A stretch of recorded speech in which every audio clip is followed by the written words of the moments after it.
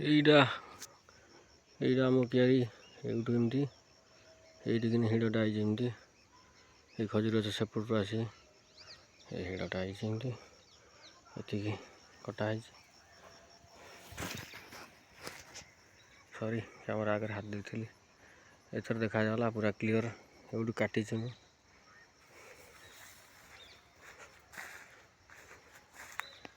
କେତେ ବିଡ଼ା ଅବଶ୍ୟ ଗଣି ହେବ କି ନାହିଁ, ତଥାପି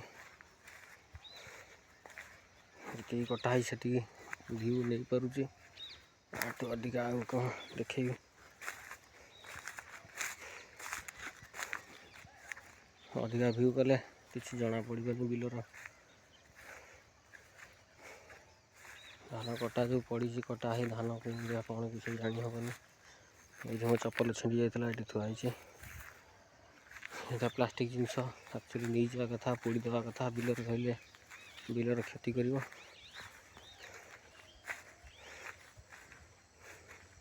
ତ ଏଇପରି ଭାବରେ କଟା ହେଇଛି, ଏଇ ଦେଖିପାରୁଥିବେ।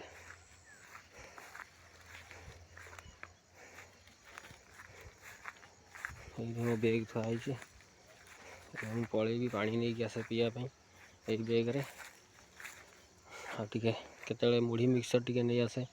ଏଇଠି ଦେଖନ୍ତୁ, ଏଠି ଗୋଟେ ଏମିତି ପଡ଼ିଛି, ଏଠି ଗୋଟେ ଏମିତି ପଡ଼ିଛି ଖୋଲାରେ।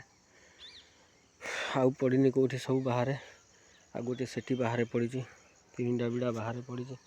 4ଟା ବିଡ଼ା ବୋଧେ ବାହାରେ ପଡ଼ିଛି। ସେଇଟା 2ଟା ବିଡ଼ା, ଏଇଟା ଗୋଟିଏ ବିଡ଼ା। ଆଉ ଏଇଭଳିଆ କଟା ହେଇଛି। ଏଇପଟ ପାଇ ଆଇଲା, ଏଇପଟରୁ ପଶିକି କାରଣ ଧାନଟା ଶୋଇ ପଡ଼ିଛି ବୋଲି କାଟି ହେବନି ବୋଲି ଏପଟୁ କଟା ହେଇ ଆଇଲା। ଏଇଭଳିଆ ଆସି ଏଠି ପାଇଟା ମିଶିଲା। ଏଇଠୁ ଯାଇ ଏମିତି ବୁଲି ଆସି ପୁଣି ଭାଇଟା ଏଇଠି ମିଶିଲା। ପୁଣି ସେଇଠୁ ଗୋଟେ ଆରମ୍ଭ ହେଇ ପୁଣି ବୁଲିକି ଆସି ଏଇଠି ମିଶିବ। କାଲି ହେବ। ଯଦି କାମ ଥାଏ ମୋର ଅନ୍ୟ କାମ, କାଲି ଆସିବି ନାହିଁ। କାହିଁକିନା ଧାନ କଟା ସମୟ ହେଲାଣି। ହେଲେ ସମସ୍ତେ କେହି କାଟି ନାହାନ୍ତି ଧାନ। ଏବେ ବି ଦେଖିପାରୁଥିବେ, ମାନେ ମେସିନ୍ରେ ବି କାଟି ପାରନ୍ତି। ମେସିନ୍ରେ କାଟିଲେ ଗୋଟେ ଦିନରେ ସବୁ ସରିଯିବ। ମାନେ ଗାଈ ଛାଡ଼ିଦେଲେ ହଇରାଣ। ଏଇ ଜାଗାଟା କେମିତି କ'ଣ କାଟିକି ନେବି। ଯଦି କାଲି କାମ ବନ୍ଦ ହୋଇଯାଏ ତାହେଲେ କାଟିକି ନେବି। ସେ ଧାନକୁ କାଟି ପକାଇଦେବି। ପୁରା ତ କାଟି ପାରିବି ନାହିଁ, କିଆରି ଅଧା ଅଧି କରିଦେବି କାଟିକି। ଆଉ ରହିଲା କଥା, କାମ କଥା। ଭାଇ ମୋର ଇଲେକ୍ଟ୍ରିକ୍ କାମ ୱାରିଂ କାମ କରେ। ଇଲେକ୍ଟ୍ରିକ୍ କାମ କଲେ ମୋ ଘର ଚଳେ।